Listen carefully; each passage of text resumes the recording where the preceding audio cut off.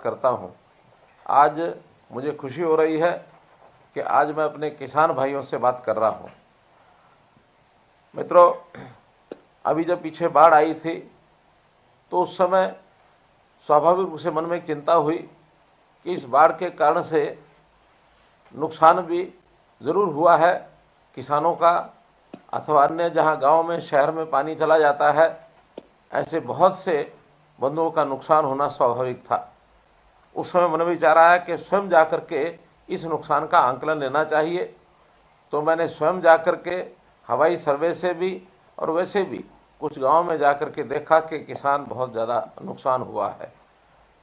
उस नुकसान की भरपाई के लिए ये भी एक सूचना दी गई सरकार के द्वारा कि हम लोग अपना जो है किसानों का मुआवजा उसका आंकलन करेंगे। लेकिन मैंने तब कहा कि नहीं, किसानों को स्वयं अपने नुकसान का आंकलन करना चाहिए और हम एक व्यवस्था बनाएं ताकि वो स्वयं बता सकें कि किसका कितना नुकसान हुआ है। आखिर कोई भी किसान जो बताएगा तो निश्चित रूप से उस नुकसान को सच्चाई में ही बताएगा, क्योंकि कोई किसान नुकसान दिखाने का बताने का शौकीन नहीं होता है। इसलिए हमने कहा कि एक क्षतिपूर्ति पोर्टल बनाया जाए और हमारे व्यवस्था के हिसाब से हमने एक क्षतिपूर्ति पोर्टल बनाया और सभी किसान बंधुओं को ये कहा कि आप लोग जो है अपना अपना जो उसके अंदर नुकसान हुआ है उसको आप भर दें, चाहे वो खेती का है अथवा किसी मकान का नुकसान है अथवा कोई पशु का नुकसान हुआ है, कोई व्यवसायिक किसी जगह पर पानी भरा तो वो नुकसान भर दें। तो सब लोगों ने उस किसान को भरा है। तो आज मैं ऐसे सब बंधुओं से बात कर रहा हूं जिनका नुकसान हुआ और उनको हमने मुआवजा दिया है। प्राकृतिक आपदा से जो फसल खराब हुई उसका मुआवजा, और चाहे फसल को दोबारा बोने के लिए हमारे किसान बंधुओं को मेहनत करके और फसल खराब होने के बाद दोबारा बिजाई करनी पड़ी, ऐसे सब लोगों से मैं बात कर रहा हूं। तो इस नाते से जो आपको हमने मुआवजा दिया है उसकी जानकारी आपको हो ही गई होगी कि दोबारा बिजाई के नाते से 50,000 एकड़ लगभग ऐसा क्षेत्र था जिसमें 7,000 रुपया प्रति एकड़ के हिसाब से हमने उनको मुआवजा दिया है। ऐसे ही जो प्राकृतिक आपदा, इस नाते से भी कुल मुआवजा जो इस बाढ़ के कारण से दिया गया वो 112 करोड़ रुपया दिया गया है। अगर मैं पिछले सब वर्षों की बात करता हूं तो ऐसा किसानों को जो दिया जाने वाला मुआवजा, हालांकि मुआवजा तभी दिया जाता है जब किसान परेशान होता है, दुखी होता है, लेकिन पर्याप्त मुआवजे की जब हिसाब किताब लगाता हूं तो मुझे संतोष होता है कि हमने पिछले 9.5 साल में लगभग 11,000 करोड़ रुपए का मुआवजा दिया है। अगर मैं कांग्रेस के 10 वर्षों का हिसाब आपको बताऊं तो मात्र 1100 करोड़ रुपया दिया गया। 10 गुना एक प्रकार से मुआवजा हमने किसान को दिया है। वो इसीलिए देने का मन हुआ कि मुझे मालूम है किसान की पीड़ा क्या होती है, क्योंकि मैं स्वयं किसान हूं, किसान का बेटा हूं। आज भले मुख्यमंत्री का दायित्व मेरे पास है, लेकिन किसान की पीड़ा क्या होती है ये मैं अच्छी प्रकार से समझता हूं। तो इसलिए भाइयों बहनों, हमने किसानों के लिए हरदम, चाहे देश के प्रधानमंत्री नरेंद्र मोदी जी हों, चाहे आपके साथी मनोहर लाल की बात हो, हमेशा किसान के साथ खड़े रहे हैं। जैसा आपने को पता है, प्रधानमंत्री जी भी पीएम किसान सम्मान निधि के नाते से और हर 4 महीने में एक किस्त हमको भेजते हैं। हमको 15वीं किस्त भी अभी मिल चुकी है। हरियाणा के 8,74,000 किसानों को एक किस्त जाती है और इसमें भी किसानों को लगभग अब तक 15,000 करोड़ रुपया ये जा चुका है। तो ये बहुत ही एक मेरे लिए संतोष की बात है कि कभी किसान को परेशान नहीं होने देते हैं। हम किसान भी जो सहयोग करते हैं उनका मैं बहुत बहुत धन्यवाद करता हूं। जैसे अपने को पता है, पराली प्रबंधन ये एक बड़ा विषय है जो किसान के साथ जुड़ा हुआ है। बहुत से ऐसे जो आवाज़ें आती हैं कि किसान पराली जलाता है, उसके कारण से प्रदूषण होता है, और खास करके कोर्ट्स भी कई बार संज्ञान लेती हैं। और संतोष की बात तो ये है कि पिछले दिनों में उच्चतम न्यायालय ने ये कहा है कि हरियाणा ने पराली प्रबंधन का जो कार्य किया है किसानों की सहायता करके, ये सराहनीय है। बल्कि पंजाब की सरकार को उन्होंने फटकार भी लगाई है। तो उस नाते से और हम जो किसानों को जो सहायता करते हैं उसका भी एक लाभ हमको मिला है और किसानों ने भी उसका सहयोग किया है।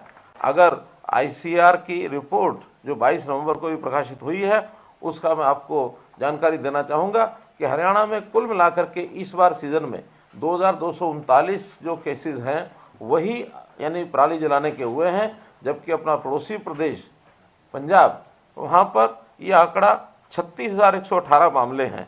अर्थात बहुत बड़ी संख्या में पंजाब में पराली जलाई जाती है। हरियाणा के किसानों को हमने इस पराली प्रबंधन के लिए बहुत सा सहयोग भी किया है। हमने इसमें कुल मिलाकर 2500 रुपये प्रति टन के हिसाब से किसान की पराली की बिक्री इसकी व्यवस्था की है। और यदि 20% से कम मॉइस्चर पाई जाती है तो 500 रुपया इसके लिए अलग से भी और ये दिया जाता है। तो इस प्रकार हम उनको जो इम्प्लीमेंट्स भी देते हैं, उस इम्प्लीमेंट्स में अभी 6,794 कस्टम हायरिंग सेंटर्स ये हमने बनाए हैं, ताकि हम पराली इकट्ठा करने के लिए, उसको इकट्ठा करके बेचने के लिए वहाँ से और जो हायर करके और इम्प्लीमेंट से ले सकते हैं। कोई किसान अपना इम्प्लीमेंट अगर लेना चाहता है, उसको भी सब्सिडी दी जाती है। 80,000 फसल अवशेष के ऐसे प्रबंधन के उपकरण ये किसानों ने खुद खरीदे हैं, हम इसमें सब्सिडी भी देते हैं। यदि कस्टम हायरिंग सेंटर कोई बनाता है, उनको 50% की जो सब्सिडी मिलती है, और जो स्वयं किसान अपना कोई ऐसा उपकरण खरीदना चाहे तो उसको 80% का और ये अनुदान ये हम देते हैं। तो मित्रों, इस कारण से पंजाब में जो पराली की जो कमी दर्ज की गई वो बहुत कम दर्ज की गई, लेकिन हरियाणा में जो पराली प्रबंधन की कमी दर्ज की गई है पिछले वर्ष की अपेक्षा इस बार 36.5% और ये कम की गई है। तो इसलिए एक बहुत अच्छा ये विषय किसानों ने इसको किया है। मैं बहुत बहुत धन्यवाद आपको देता हूँ। तो चाहे बाढ़ का मामला हो, हमारे 12 जिलों को बाढ़ ग्रसित घोषित किया गया था। अगर मैं घग्गर के बाढ़ क्षेत्र की बात करता हूँ तो उसमें पंचकुला, अंबाला, कुरुक्षेत्र, कैथल, फतेहाबाद और सिरसा ऐसे 6 जिले आते हैं।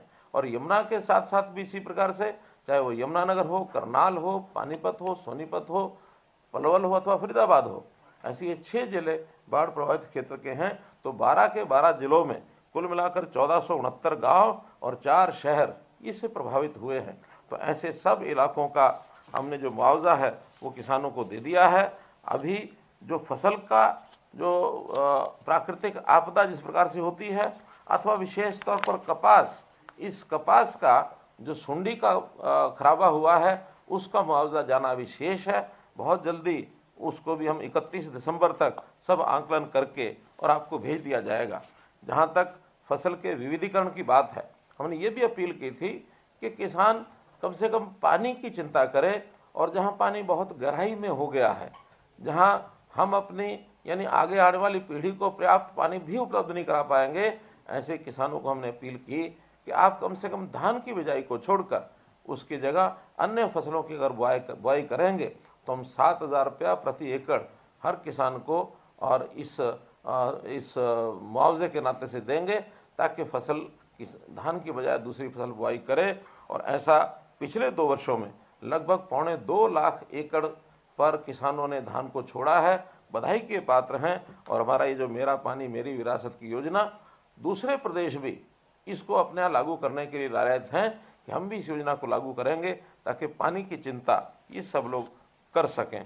तो मित्रों, भाई बहनों, चाहे वो बाढ़ की बात हो, चाहे मुआवजे की बात हो, चाहे मेरा पानी मेरी विरासत की बात हो, अथवा पराली प्रबंधन की बात हो, इन सब विषयों पर आप लोगों ने सहयोग किया है।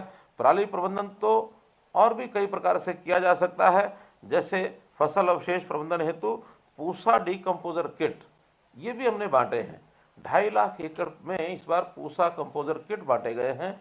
और हमारा इस बार का लक्ष्य है कि अगले इस वर्ष में 5 लाख एकड़ ये पूसा डिकम्पोजर किट ये बांटे जाएं, ताकि लोगों को इसका जो है पर्याप्त लाभ मिल सके। जहाँ तक मुआवजे की बात है, मुआवजा सब प्रदेशों में जितना मुआवजा सरकार की ओर से दिया जाता है, जो प्रधानमंत्री फसल बीमा योजना के अंतर्गत अपना बीमा नहीं कराते हैं, ऐसे किसानों को पिछली सरकार तो मात्र 6,000 और जाते जाते 10,000 करके गए थे। 10,000 का मुआवजा भी किसी को दिया नहीं था, लेकिन हमने आने के बाद उसको पहले 12,000 किया और फिर बाद में 15,000 रुपया एकड़ ये हमने किया है। तो 15,000 रुपया एकड़ अपने आप में एक राशि, हरियाणा सरकार ही सबसे ज़्यादा राशि देती है। तो किसान के नाते से आपकी किस प्रकार से लाभ आपको पहुंचाया जाए, किसानों के फसलों के दाम कैसे मिलें, मंडी की व्यवस्था, मार्केटिंग व्यवस्था कैसे अच्छी की जाए। मुझे खुशी है कि मार्केटिंग की व्यवस्था हरियाणा की बाकी आसपास के प्रदेशों से सबसे अच्छी है। यही कारण है कि होड़ लगी रहती है। बाहर के प्रांत के जो सीमावर्ती जिले हैं वहाँ से भी किसान, चाहे वो पंजाब हो अथवा उत्तर प्रदेश हो, राजस्थान हो, सब जिलों, आसपास के जिलों के लोग हरियाणा की मंडियों में फसल बेचना चाहते हैं। और हमने फसल एक दो नहीं 14 फसलें ऐसी जो हैं वो एमएसपी पर खरीदनी ये शुरू की हैं। अगर किसी फसल को हम एमएसपी पर खुद नहीं खरीद सकते हैं तो उसमें भी हमने व्यवस्था की है कि भावांतर भरपाई योजना, उसमें चाहे सब्जियां हों, फल हों अथवा बाजरा हो, इसकी व्यवस्था भी सफलतापूर्वक लागू की गई है। इन सब योजनाओं को आसपास के प्रदेशों के किसान खूब समझ रहे हैं, खूब उनको ये जानकारियाँ मिल रही हैं। तो मेरा किसान किस प्रकार से खुशहाल बने, कैसे आगे बढ़े, ये बात भी सत्य है कि किसानों की जो जोत है ये बहुत छोटी हो गई है। क्योंकि अपने यहाँ ज़मीन तो जितनी है उतनी है, कुछ ज़मीन हमारे विकास के नाते से, शहरीकरण के नाते से, औद्योगिकरण के नाते से उसमें लग रही है। बाकी ज़मीन जो है वो धीरे धीरे कम हो रही है और आवश्यकता हमारे परिवारों की बढ़ती जा रही है। इसलिए हमारा जो ज़मीन का जो भाग है यानी जोत है वो हमारी बहुत छोटी होती जा रही है। हम ऐसे सब किसानों के परिवारों में भी कम से कम एक परिवार को अपना व्यवसाय करने के लिए सरकार कैसे सहयोग कर सकती है, नौकरी में जाने के लिए कैसे सहयोग कर सकती है, प्राइवेट नौकरी उसको कैसे मिले, उसकी स्किलिंग करा करके उसका जो हुनर विकास करके और कैसे उसको स्वयं रोजगार के नाते आगे हम बढ़ाएं, तो इन बातों पर भी लगे हैं ताकि कोई किसान उसकी आय कम से कम किसान कहलाता है तो एक आदरणीय एक नागरिक के नाते उसका जो स्थान बने। तो हम चाहेंगे कोई किसान बीपीएल के नीचे न रहे, सब किसानों की आय 1,80,000 से ऊपर कैसे हो, इसकी योजनाएं हमारे सभी विभाग मिलकर के बनाते हैं। केंद्र सरकार की योजनाओं का भी हम लाभ उठाते हैं। ऐसे आपके भी किसी प्रकार के कोई अच्छे सुझाव होंगे तो निश्चित रूप से हम उनको भी लेंगे। हरियाणा के अंदर 500 से लेकर 800 तक ऐसा माना जाता है कि प्रगतिशील किसान भी हैं। प्रगतिशील किसानों को भी हमने योजना के माध्यम से कैसे उसका विस्तार हो, हर प्रगतिशील किसान एक नए किसान को ट्रेंड करके उसको प्रगतिशील बनाए, इस योजना पर भी हम लगे हैं। उसके लिए भी प्रोत्साहन राशि हमने दी है। विदेशों में जाने के लिए ऐसे हमारे किसान बंधु वहाँ जाकर के अध्ययन करके आए कि किसानी किस प्रकार से और अच्छी की जा सकती है। इसके लिए भी विदेश भ्रमण की योजना भी हम बना रहे हैं कि कुछ किसान अगर जाकर के अध्ययन करके आना चाहते हैं उनकी व्यवस्था भी कर रहे हैं। अफ्रीकन कंट्रीज़ के साथ हमने बातचीत की, उन्होंने कहा कि हमारे यहाँ ज़मीन बहुत है, अगर आपके किसान हमारे यहाँ ज़मीन लेकर के और खेती करना चाहें तो वो भी हमारा स्वागत करने के लिए तैयार बैठे हैं। ऐसे कुछ किसानों को वहाँ जाने के लिए भी प्रेरित करेंगे। तो मित्रों, किसानों की मदद जितनी हमारे से हो पड़ती है उतनी हम करेंगे। और इसी के साथ किसानों को बहकाने वाले भी बहुत लोग अपने पास आते हैं, वो बहकाने का जिनका कुल मिलाकर एक स्वभाव ऐसा, एक आदत ऐसी है या उनका कुछ लक्ष्य और हो सकता है, तो ऐसे बहकाई करने वाले भी कुछ किसान संगठन बना करके, किसान नेता बन करके और जिस प्रकार से आपके पास आकर के बहकाते हैं उनसे ज़रूर सावधान रहना है। क्योंकि वो नहीं चाहते कि हरियाणा प्रगति के पथ पर आगे बढ़े और यहाँ का किसान खुशहाल हो। क्योंकि किसान कमज़ोर रहेगा तो उनकी राजनीतिक रोटियाँ सिकती रहेंगी। तो मैं इस बहुत ही एक ऐसे एक मन के भाव से आपको बात कह रहा हूँ जो मेरी चिंता है। तो इस चिंता से हम कैसे उभरें और किस प्रकार से किसान का भला करने के लिए हम आपके साथ खड़े हैं, आप भी हमारा सहयोग करेंगे तो निश्चित रूप से हम मिलकर के अपने प्रदेश को आगे बढ़ाएंगे और हमारे प्रदेश का देश को आगे बढ़ाने में योगदान भरपूर होगा, उसमें हम सहभागी बनेंगे। आपने मेरी बात सुनी, आपका बहुत बहुत धन्यवाद, बहुत बहुत आभार।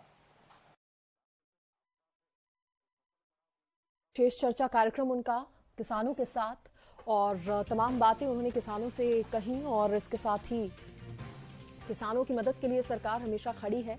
मुझे किसान भाइयों से बात करके खुशी हो रही है, मुख्यमंत्री मनोहर लाल ने ऐसा कहा। सीएम ने कहा पिछले दिनों बाढ़ से किसानों का काफी नुकसान हुआ था, जो कि बहुत दुख की बात है। बाढ़ से किसानों का जो नुकसान हुआ था उसका जिक्र सीएम ने किया। मैंने कुछ गांवों में जाकर देखा कि किसानों का बहुत ज्यादा नुकसान हुआ है, किसानों को काफी नुकसान उठाना पड़ा है। कुछ मुआवजा 112 करोड़ रुपए दिया गया, उन्होंने कहा। तो मुख्यमंत्री मनोहर लाल यहां पर ये तमाम बातें कहते नजर आए। किसानों को जो नुकसान हुआ उसकी बात उन्होंने की और जो मुआवजा सरकार की तरफ से दिया गया उसका जिक्र उन्होंने किया। सीएम ने कहा कि मैंने खुद जाकर कई गांवों में देखा था कि कितना नुकसान किसानों को उठाना पड़ा था और कितने परेशान किसान हुए थे, और इसके लिए मुआवजा भी दिया गया। कांग्रेस के समय सिर्फ 1100 करोड़ का मुआवजा मिला था, लेकिन हमारी सरकार ने मुआवजा राशि बढ़ाई है। मैं किसानों की पीड़ा को समझता हूं, मुख्यमंत्री मनोहर लाल ने कहा। हमने क्षतिपूर्ति पोर्टल बनाया है, सीएम ने कहा। पराली प्रबंधन एक बड़ा विषय, ये मुख्यमंत्री कहते नजर आए। कोर्ट ने हरियाणा के पराली प्रबंधन को सराहा। कोर्ट ने भी तारीफ की हरियाणा के पराली प्रबंधन की, सीएम ने कहा। सब इलाकों का मुआवजा किसानों को दे दिया है। कपास का मुआवजा आना अभी शेष है, वो भी मिल जाएगा। 31 दिसंबर तक मुआवजा दे दिया जाएगा, ऐसा मुख्यमंत्री कहते नजर आए। इसके साथ ही 7,000 रुपए प्रति एकड़ का उन्होंने जिक्र किया। ये तमाम बातें सीएम ने कही। उन्होंने कहा ऊषा डी कंपोजर किट हमने बांटे हैं, जिससे काफी लाभ जो है वो मिला है। तो ये तमाम बातें मुख्यमंत्री मनोहर लाल आज उन्होंने उठाई और विशेष चर्चा कार्यक्रम में किसानों के साथ उन्होंने ये चर्चा की।